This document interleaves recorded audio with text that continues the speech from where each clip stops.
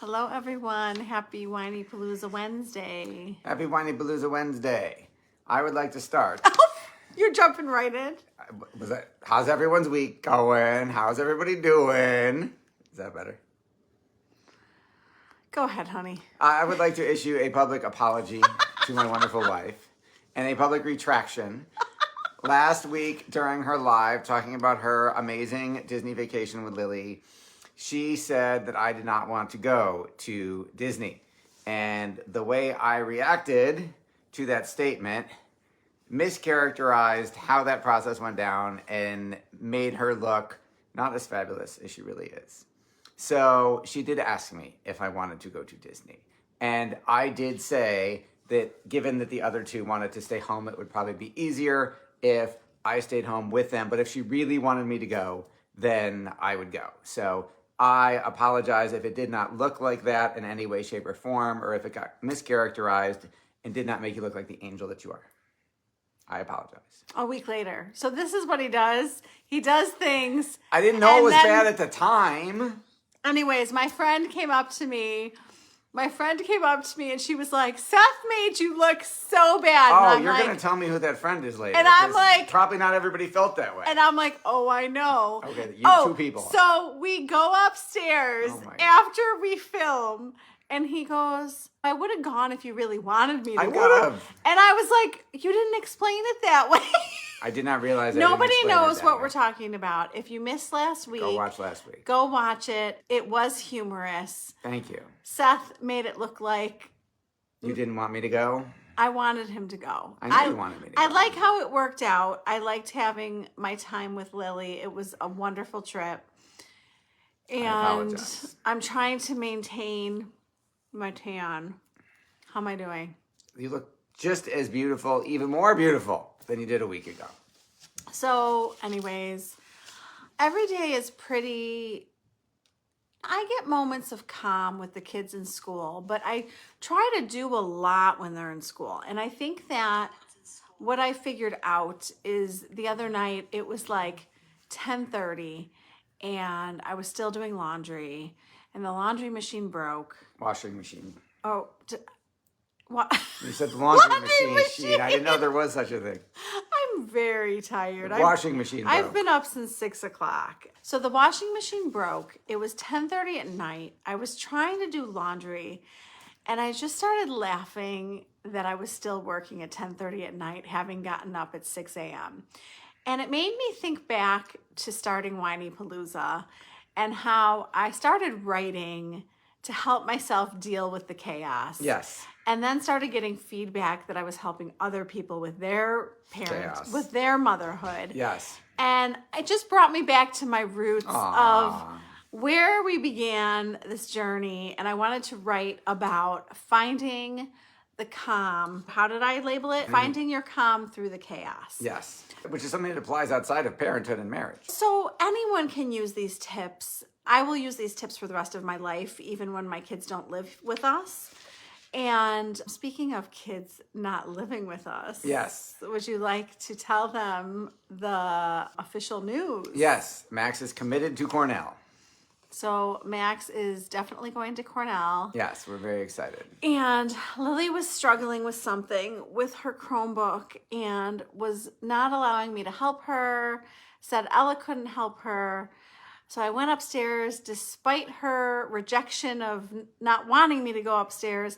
And I went upstairs and I was like, Max, she's been struggling with this for 45 minutes. Max came down and did it in 2 seconds. This obviously was while I was not home. Tear coming down my eye. And then she said, Max, while you're down here, can you help me with 2 more math problems? And he continued to help her with her math. And I said, Max, you can't go. And he said, bye, Mom. We're screwed. I have not had a chance to catch up with you since I got home late, so I did not hear that story. We are screwed. Ella and Lily were quite the handful today. I am sorry. I was wondering why you are extra tired. My easy, wonderful son, helpful son, is going to Cornell. Yes. And won't be here to save the day with their homework, which he does frequently. Yes.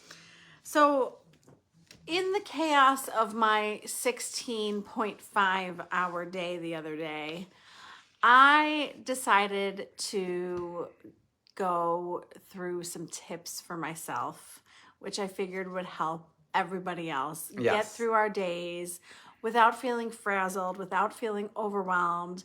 Motherhood is like this, I explain it to people all the time, as like this wonderful, joyous, most rewarding thing that I could ever do, and that it's like the most exhausting, Yes. draining thing that I could ever do. All in the same day, sometimes in the same 5 minutes. I was literally in the car with Lily for 5 minutes, and I was like, oh my God, I'm so drained. That's a whole nother conversation. But when it was 10:30 at night and I was on the floor in the laundry room, I was like, it's okay to feel overwhelmed. Yes. I was like, give yourself permission. Just say it. I'm overwhelmed. Embrace the suck. I'm tired and I need to put a cap on my day. Yep. And I need to go to bed. Yep. And not do anything else. So it's okay. Just label it, name it.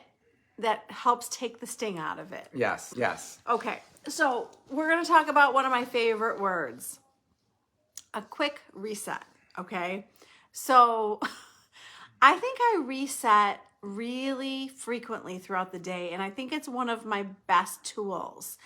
And a reset can look in so many different ways. And Christina Fletcher is an awesome spiritual alignment coach that Seth and I have worked with. If you want her name, we will give it to you. She helped both of us tremendously. Yes. I will definitely meet with her again. She's just phenomenal. And she was telling me when we were texting one day, she was like, just think about your feet on the ground. Just like ground yourself by just thinking about your feet on the ground. And even just that thought can just like totally reset us. And like, I'll just walk away. And I'm not being a bitch and I'm not being mean to my family. Sometimes I just disappear. Need some space. They don't know where I've gone. They're not always looking for me. I've just disappeared to give myself like the reset button. Like I'm like, okay, I need to pause. Yep. I'm overwhelmed. I'm overstimulated and I need to reset. Mommy time out. Mommy timeout. Oh, which, okay, makes me think of this. Have you noticed that people take smoke breaks? Yes. Have you seen people at work go outside to take a smoke break? Or you'll see them outside of their house taking a smoke break? I need a smoke break. And I don't smoke. Thank you. I do not smoke, relax. But I think we could call it, I think we can relate to the smoke break. And Sure. I think we could call it like a me break. You go outside and breathe for 10 minutes. Or just a reset break or a timeout break. But we need a lot of those throughout the day. And I just said to Ella, it's time for a break. And she goes, I just took a 20-minute break. So she's learning. Awesome. So Ella is constantly working, constantly studying, constantly doing homework. And I'm trying to teach her that she's going to do a better job if she takes breaks throughout her day instead of just like plowing through. Yep, you got to refresh. Okay, talk to your kids about your feelings. And not just your kids, your spouse too. But let your kids know how you're feeling. Now, if you have babies, if you have tiny ones, they don't understand. You just have to give yourself the break. I have kids who understand. My kids, as of today, they're 18, 16, and 12. And I can say to them, I'm overwhelmed. I need a minute. Yep. I can say, you know, what I said the other night, I'm off duty. Like I'm fried. Yep. Don't ask me for anything else. And that might sound mean to people, but I can't tell you how many moms I've heard say that. Like by 9 o'clock at night, nobody wants to do anything for their kids. And I just feel like our kids feel more important, confident, and helpful when I say to my kids, I cannot, give me an example. I just cannot. Yeah, somebody do it was this. someone who came in and asked you for it was signing a form, and all three kids were asking you for something at the same time, and it was late at night, and you were like, "We're gonna do this all tomorrow. I'm toast." Or just Hey, ask. it's 10:30. I've decided I'm hungry.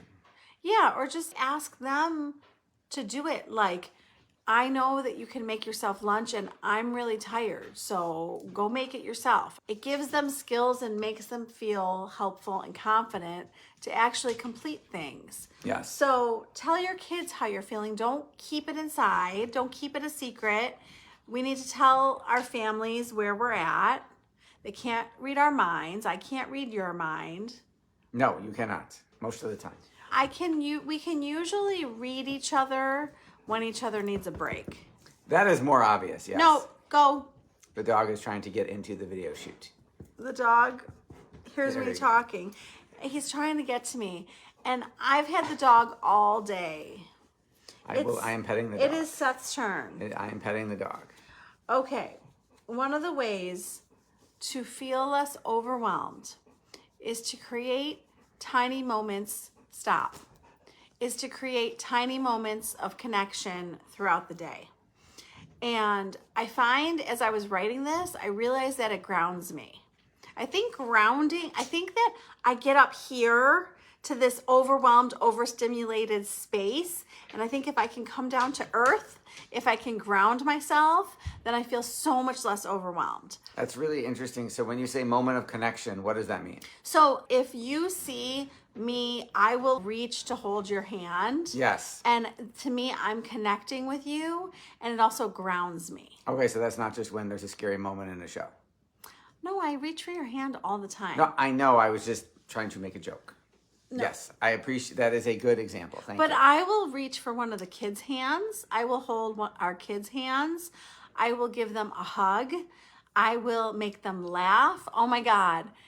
The best is when Lily and I are overwhelmed and we both just start laughing. Yes, the giggling is amazing. Like the laughing just like totally resets us and totally brings us down from the emotional high that's going on. Yeah, and that could be a negative high. That could be that you're tense or upset and the laughter totally resets you.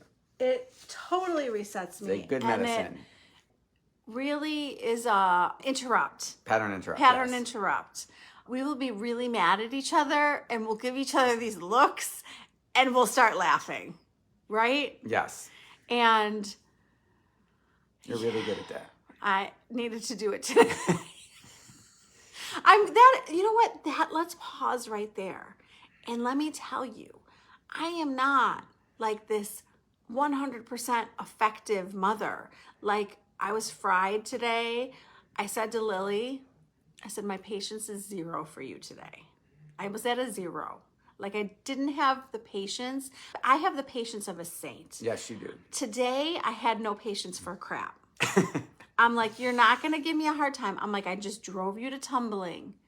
I listed all, I did all this stuff. I'm exhausted and my patience for you is at an all-time low. Because when I do so much, I expect appreciation. And I say that to her. I explain that to her because she doesn't know how I'm feeling. And I'm feeling like I did all of this. I need some appreciation and love.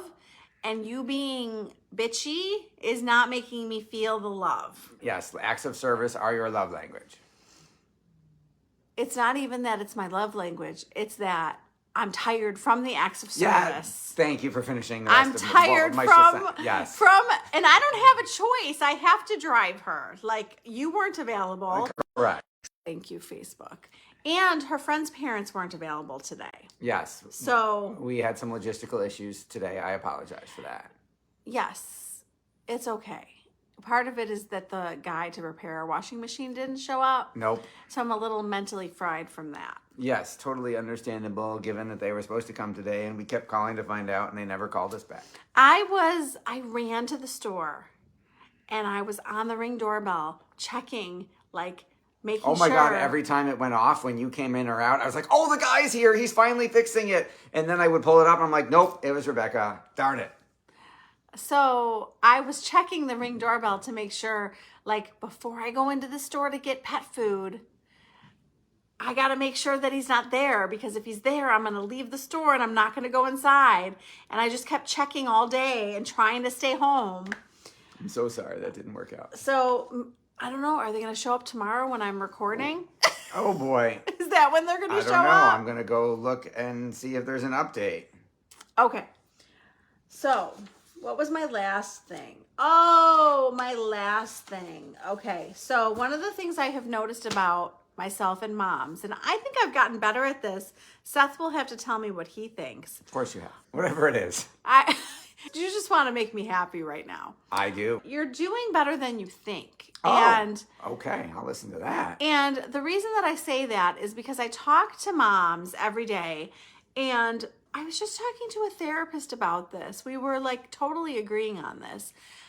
So you'll talk to a mom, and the mom won't tell you all the wins in her day.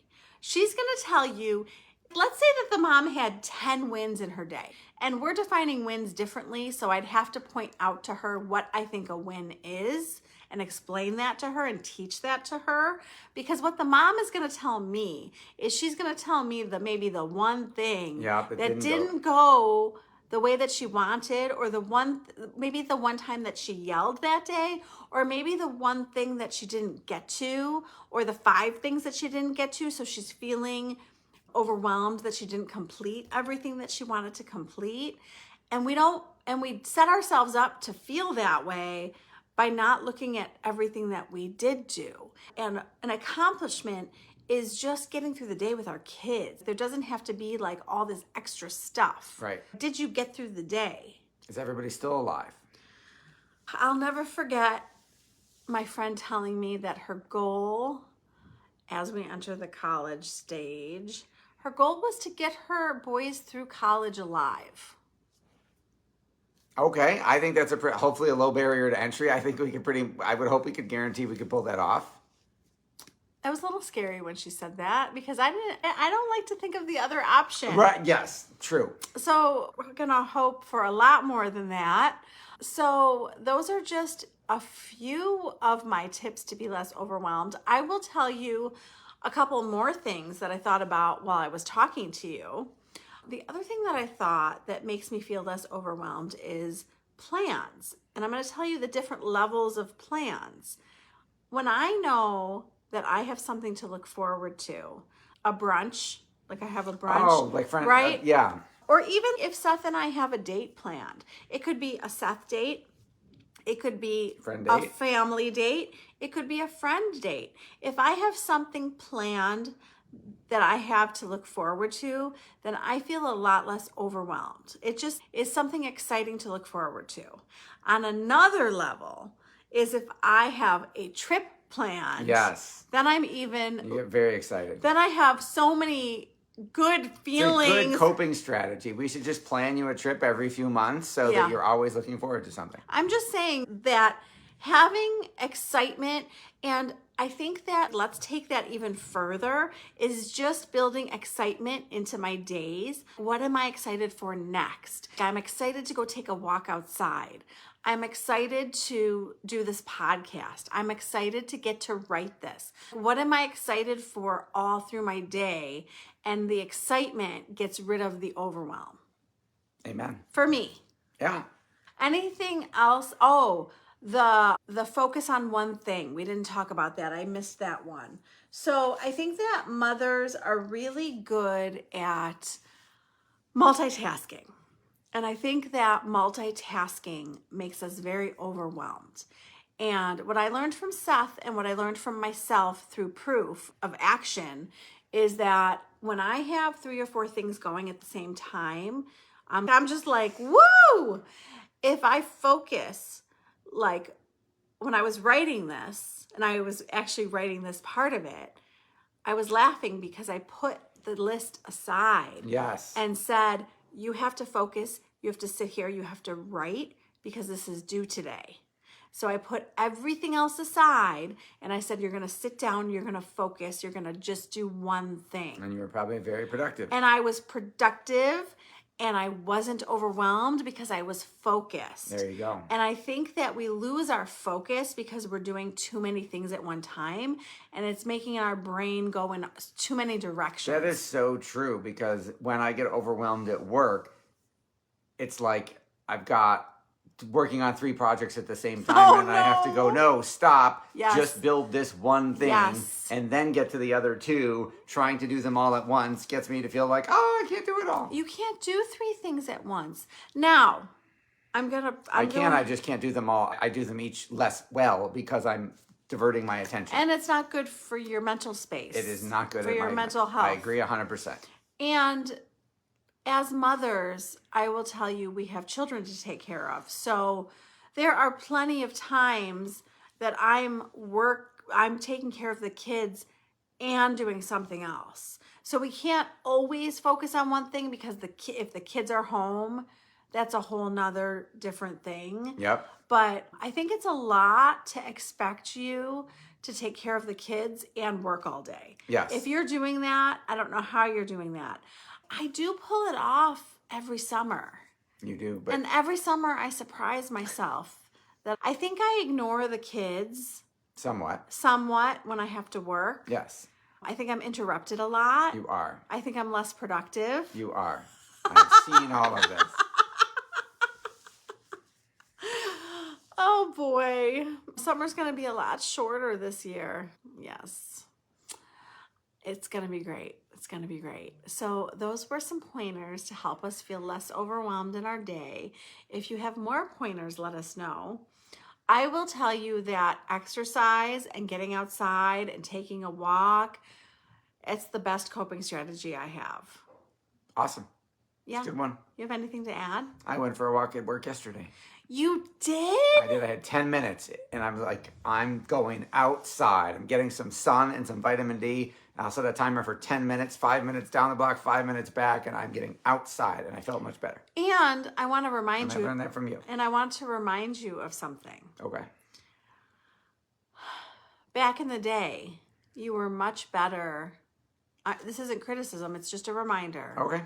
You would go outside and take a phone call. I forgot about that. You are right. So a reminder. A lot of it is everything is on Zoom. I need to switch to doing some good old-fashioned phone calls because I could go walk and do that. Because when someone's on a walk on Zoom, like that happened to me the other day, and I'm like, seriously, you can't sit down and I'm like, I can't show you my screen, like you're bopping around. I'm like, on Zoom, that does not work. Audio would work.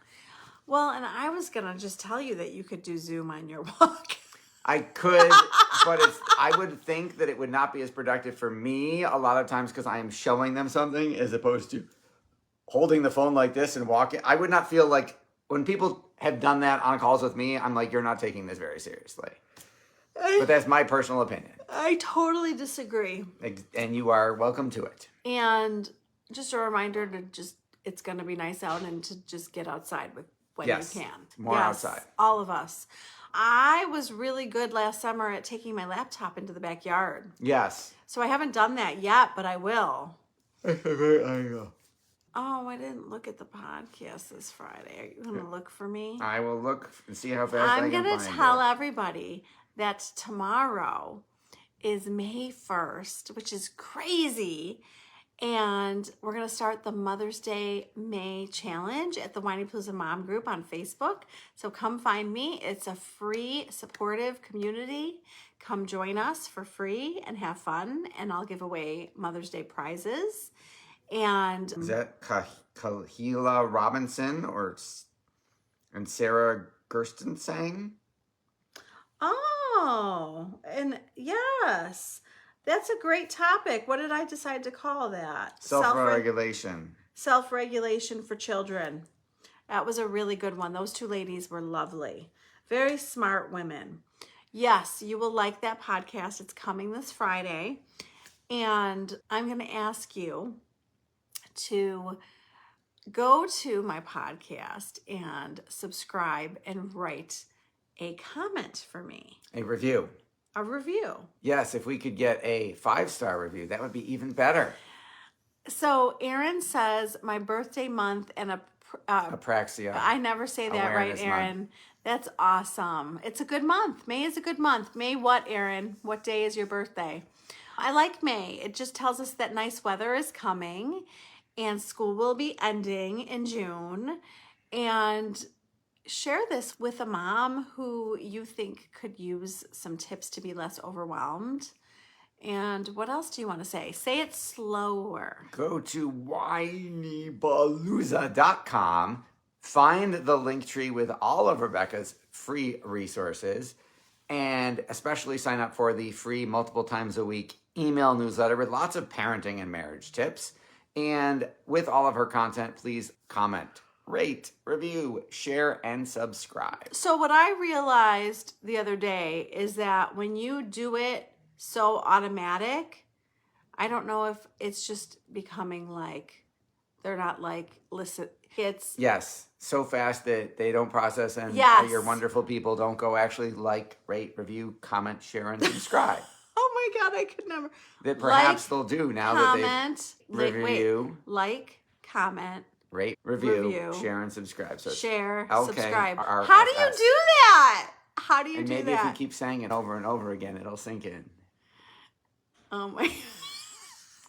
Thank you for watching Whinypaluza Wednesday, and I love your Mama Bear Cornell You shirt. can't see. You can't see my mom. It's a Mama Bear Cornell shirt that I'm wearing. You can't see it. Yes. So have a wonderful week, and we will see you next week. Thank you for tuning in to the Whinypaluza podcast. If you like what you heard, please be sure to subscribe so you never miss an episode. While you are there, leave a review. I love to hear your feedback. Thank you so much for listening. Until next time. This show has been produced by Market Domination, LLC. To discover how you can have your own show completely done for you and turn it into a real published book and become the authority in your marketplace, go to www.marketdominationllc.com/podcast offer.